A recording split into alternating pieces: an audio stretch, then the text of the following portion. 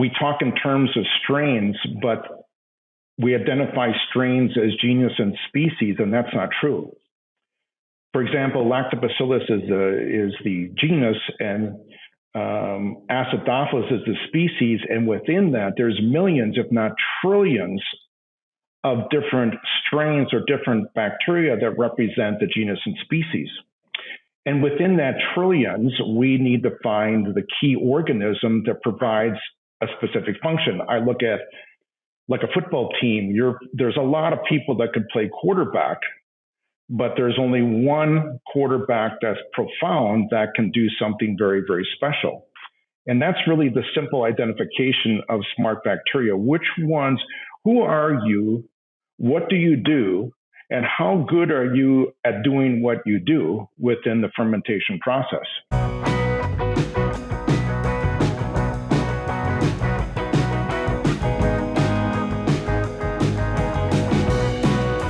Hello, welcome back to the Dairy Podcast Show, brought to you by Wisenetics. My name is Barry Bradford from Michigan State University. Today I'm happy to welcome to the show Richard Breunig. Richard, thanks for joining us today. Hello, good to be here. So Richard is an entrepreneur. In his most recent venture, he's the founder, president, and owner of a company named Priority IAC, which we'll get into in a little bit. But Richard, if you could start us off with telling us a little bit about your background. I understand you're a Wisconsin native. Tell us about how you got into dairy and the nutrition business. Well, I grew up on a dairy farm, a commercial dairy farm, and 7 other siblings and 3 brothers, and I had a aspiration for genetics. And I bought a registered calf, and that led me to, I was neighbors to one of the most premier purebred farms in the country, in the nation, Pinehurst Farms at the time. And the herdsman there was my judging coach. And so he tutored me, and I learned how to fit cows. I got to travel the country, seeing a lot of dairies as a very, very young man. And at the age of 20, I got a phone call who said, I have a dream, and I was told to call you. And I went to a place called Clover Mist and built a profound purebred genetic operation there that a cow by the name of DRA August, exon 96, is recognized today as one of the cows that literally changed the red breed. And there's a lot of genetics on the black and white and the red side that go back to this cow, DRA August. I learned a lot there at that. A lot about vaccines, and a lot about, I had a mishap there that a misformulation that was feeding 1,000 times the levels of trace minerals. I didn't know it. I fed it for 30 days. I lost a large number of cows, and that's led me into what I'm doing today, because I had to figure out how to save the rest of the cows. And a lot of people appeared to me, gave me ideas. And one day, a gentleman walked in and announced and said, I heard about you. I'm a PhD rumen microbiologist, and I'm here to help you. I have found organisms that do this and this in a lab, and I need you, the best cow guy in the country that I know, to tell me if it's true or not. And that led into a 10-year relationship where he really showed me the value of microbiology, and that pH and microbes is the key to life. That microbes work in different levels of pH, and they're profound in what they do if you find the certain microbes. So when the dairy sold 25 years ago, I started this company, and it's been very interesting on how things have progressed. Priority IAC, the only company bringing the fields of microbiology and nutrition together, and the first ingredient in animal diets. Priority provides a more cost-effective and easier approach to nutrition. We recognize that not all bacteria are created equal. The specific strain truly matters. Priority IAC selects unique strains to provide the best performance in animals, and that's why we call these strains Smartbacteria. Founded by Richard Breunig, helping to improve animal health one herd at a time. So maybe we could start with on that. What is Priority IAC? How did you come up with that name? Well, Priority IAC stands for International Animal Concepts. And what I saw back at the farm, my mind works on what we know to be true may not be true. And I've always been that way at the farm and what I do today. And this is an international concept. We get calls from all over the world asking about the word called acidosis. And why is that here and what can we do? Okay, very good. So you're using the terminology microbiology nutrition. So I think everyone probably knows what each of those two terms mean, but when you put them together, what does that mean to you? What are you using that for? Very good question. They are two specific fields. Microbiology is a field, nutrition is a field, veterinary medicine is a field. And I saw clearly on the farm that the fields didn't come together as one for the benefit of the whole. So I looked at microbiology, and when I heard that we're feeding animals, by the way, the soil and humans the same, but we're really feeding the microbes. And the microbes is what really feeds the body. That was fascinating to me. And so how can we take the field of microbiology and what we know and take the field of nutrition and bring them together as one? That leads into this concept, I guess, that you're using called Smartbacteria. What does that mean? Another good question, because this field of microbiology is not very well understood. We talk in terms of strains, but we identify strains as genus and species, and that's not true. For example, Lactobacillus is the genus, and Acidophilus is the species, and within that, there's millions, if not trillions, of different strains or different bacteria that represent the genus and species. And within that trillions, we need to find the key organism that provides a specific function. I look at like a football team. There's a lot of people that could play quarterback, but there's only one quarterback that's profound that can do something very, very special. And that's really the simple identification of smart bacteria. Which ones, who are you, what do you do, and how good are you at doing what you do within the fermentation process? Okay, so how does this relate to acidosis? Are you looking for species that will allow you to feed a wider range of diets and prevent acidosis, or how do you think about that? Well, the word acidosis is really the accumulation of lactic acid. I'm talking broadly here. On the human side, this is exactly the same. The carbohydrate model is to eat and convert to glucose, and organisms do that, and convert to lactic acid, organisms do that, and take that lactic acid and then convert it to VFAs that the body can use. So why are we trying to buffer lactic acid? Lactic acid is a part of the model, a part of the process. If we have acid indigestion as humans or acidosis in animals, we are missing the organism. We are missing a profound organism that can use that lactic acid as its food source and convert it efficiently to VFAs, volatile fatty acids. And then you can feed the cow very, very differently when you're confident that you have the right smart bacteria to do this work. And all the dynamics of nutrition then changes. I'm curious how this is implemented on farms. Are you working with nutritionists to try to help them think about different ways of formulating diets when you're incorporating a smart bacteria approach? Yes, if they're willing. The industry is locked into a certain mindset, and it's been a difficult start. But the groups that I have that has come to me first is producers.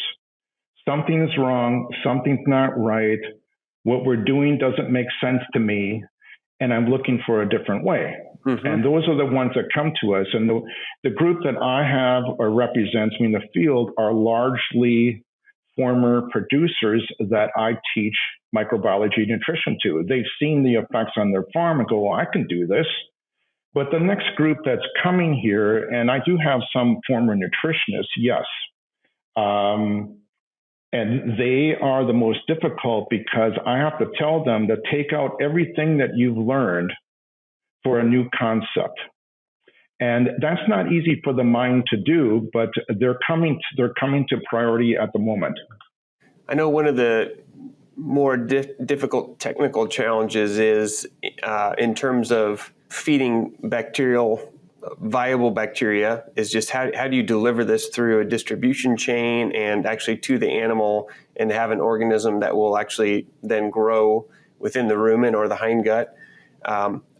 I'm sure you have intellectual property you may not want to disclose, but is there anything you can talk through with us about how you guys have approached that challenge? Yeah, it's a very good question, and they're not easy to deliver. Yeah.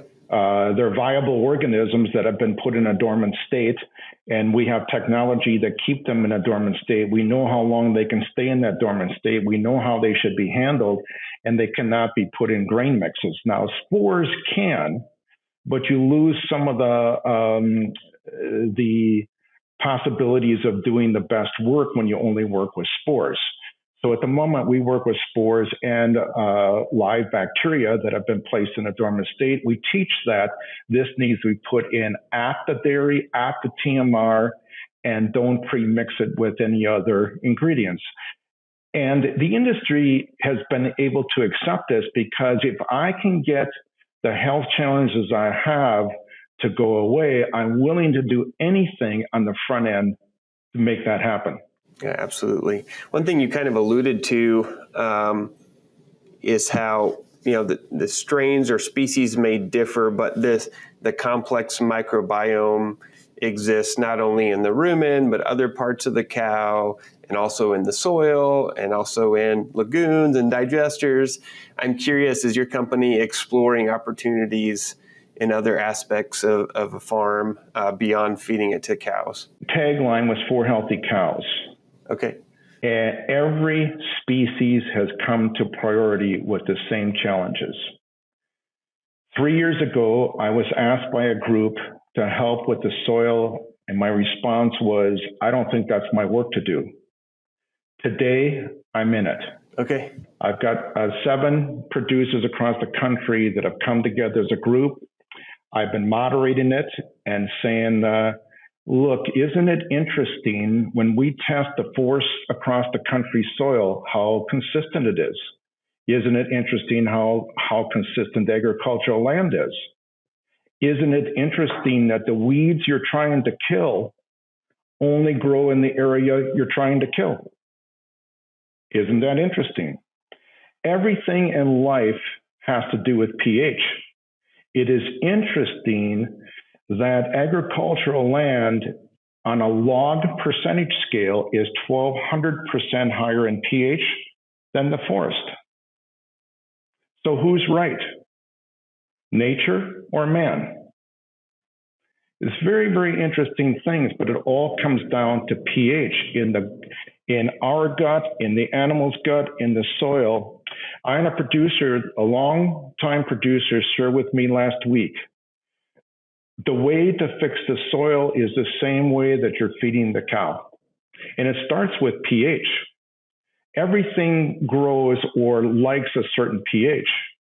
And isn't it interesting that when we grow these smart bacteria, that they're always working on nutrition to grow the highest density of organisms, where in nutrition, we don't focus on that at all. We never talk about microbes, and we never talk about how to grow the most dense amounts of organisms within the gut as we do in the fermentation process. So why the disconnect? Yeah, it's very interesting. I've heard some about this for like soil applications. Just a very simple question: what does it look like to actually implement a microbiology strategy? Is it going in with fertilizer? I'll take a comment that was given to me by a producer. He said, I don't think anybody knows. So now based off of that, we have a microbe for the soil that we've done some work on and shows some nice yield gains, but it hasn't worked on manure soil. So what's wrong with the manure? The soil with manure is much different than the soil without manure. I'm giving you some very broad views of things at the moment, but we're looking at, I believe that Priority's role at the moment is to make sure that the manure going to the soil is the most wholesome manure possible. And I recently launched Ocean Minerals, which is minerals that are all available, none in a rock form, with no sodium bicarb. With no sodium bicarb. We're 14 months in with some pretty profound results. Heal hairy warts. What's within is without.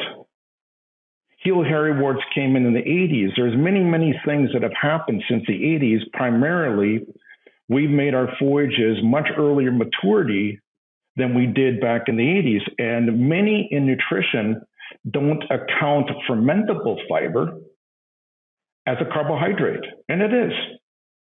There's two parts to fiber, the wood portion and what can be used. We don't need the wood.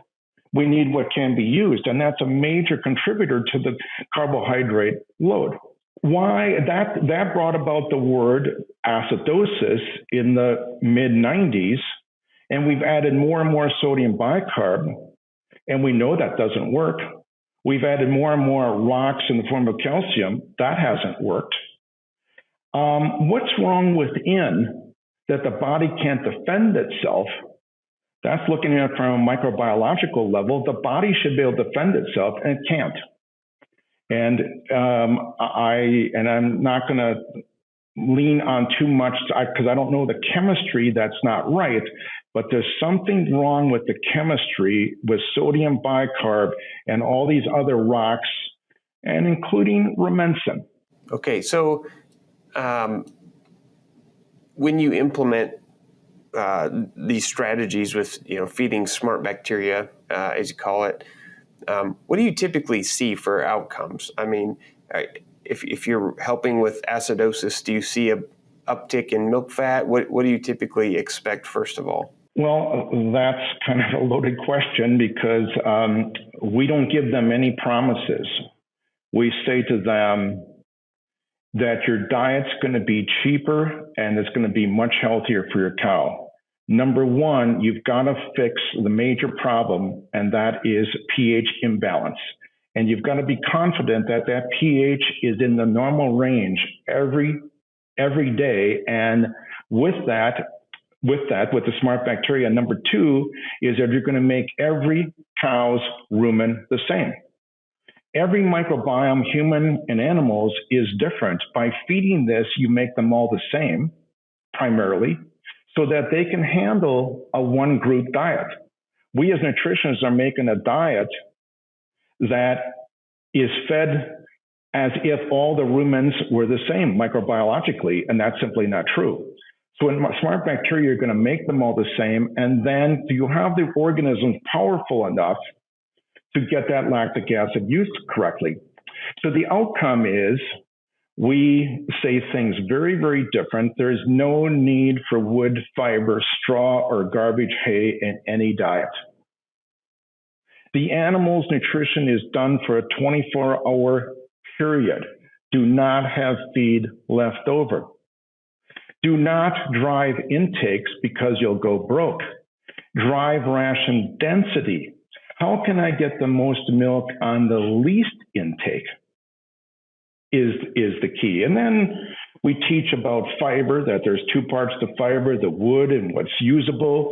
We teach about MUNs, that MUNs should be in single digits, not in double digits, because it's an indication for you easily to determine if you have the right balance of carbohydrates and nitrogen for the optimal growth of bacteria. We teach that there's no such thing as bypass protein. There's two parts to nitrogen. Nitrogen comes in amino form and an ammonial form. And what we refer to as an amino form, we tag the word bypass, but it doesn't bypass. It's just in a different form. And really in rapidly fermentable carbohydrates, the rumen would prefer the amino nitrogen over the ammonial nitrogen. Give your calves the digestive advantage with Digesterone Prime. This phytogenic feed additive blends essential oils, herbs, spices, and plant extracts to optimize digestion and nutrient absorption. By enhancing feed intake and supporting gut health, Digesterone Prime boosts your calves' immunity and growth while increasing profitability. Plus, it has no withdrawal periods, making it a smart choice for your feeding program. Learn more at dsm-firmenich.com/prime. So there's a lot of profound differences in microbiology nutrition, but number one, we have to have the utmost confidence from my end that you have the specific organism to do all these tasks in the rumen, and then make the rumens as one on 1,000 cows. You made them all as one, so you can feed them all the same diet. It's not like it was years ago in a tie stall barn. I got a little more of this and a little less of this. That's just not possible anymore. Very good. I'm maybe a little bit off topic, but I'm curious too. We were talking before we started recording about your favorite NFL team, the Green Bay Packers, and example of long-term leadership for long-term success. You've started a number of businesses. You've led a number of different businesses. What are a couple of keys that you've learned about leading a successful team in your space? Well, it's to be united. Leaders don't realize that they're leading. Here we're leading a completely different way of nutrition. So it's looking around the room and saying, are you with me? Are you united with me? This is a purpose. This is a mission. And we need to be united in this purpose and this mission. And it's been very successful for me because those around have to look at, is this the right thing to do for humanity? Is it the right thing to do for the animal kingdom?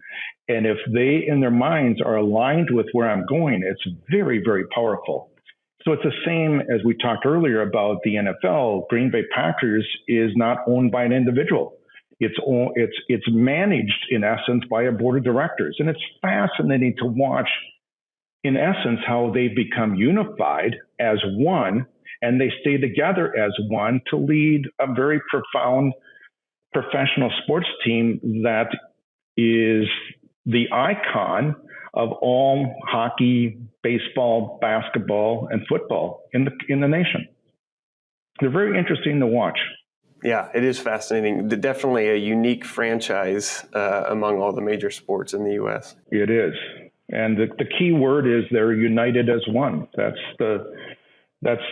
how to make it work. And when I've recognized that when you do something different, and Priority is very different, that it gets heavily, heavily scrutinized. The launch of Ocean Minerals has been heavily, heavily scrutinized. And in that scrutinization, I've learned a lot. Scrutiny is a good thing because you learn in that scrutinization what the cause and effect of what you've done. So I view it that Priority took a leap. I went through this logically in my mind for 2 years and then said, we need to go. And in the process, again, you're really scrutinized and you learn a lot in that process. It's time for our famous 3. Better feed means better outcomes. This is why Lallemand Animal Nutrition, a global leader in microbial solutions, developed the Clean Feed approach. Lallemand protects your silage with research-proven forage inoculants, offering expert advice and services to maximize your investment and profitability. Their cutting-edge microbial solutions help boost feed efficiency and production, ensuring you are supported from field to feed out. Learn more at cleanfeedapproach.com. Well, we've got 3 questions we always throw at every guest towards the end of the episode. I'm curious to see what you have to share with us. So, first of all, what's your favorite dairy-related book or resource? Whoa, that's a very interesting question. And innovators write the books. I don't do a lot of reading or talking to others because they detour where I believe we should go. So I'm very careful about that. And as I said, innovators write the books, and I'm planning to do so. Very good. What about your favorite book or resource outside of agriculture? I do a lot of meditation. When you're alone, you have the ability to process a lot of things without interference, again, from the outside. And I've learned that the outside really brings you back to where you are today, rather than if you're in meditation and go and reviewing. And I ask myself I speak to myself in two words: what if? What if what's being done is not accurate? What if we're all following the same path? And what if that is not accurate? And so I read a lot of spiritual books, and I found a lot of the answers in spirituality rather than written books by others. Well, the third one we maybe already talked about, but I'll ask it nonetheless. In your opinion, what sets successful dairy professionals apart from those who are less successful? They need a purpose. Okay. They need a purpose, and then passion comes with the purpose.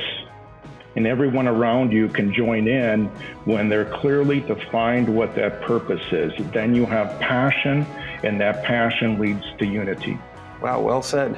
Very clear there. Mm-hmm. Well, Richard Breunig, thank you so much for joining us on the show. It's been an interesting conversation. I've enjoyed it. Yes, thank you for having me. So this has been another episode of the Dairy Podcast Show. If you haven't followed the show or liked it yet, make sure you hit the button so you don't miss the next episode. And we'll see you next time. Bye-bye.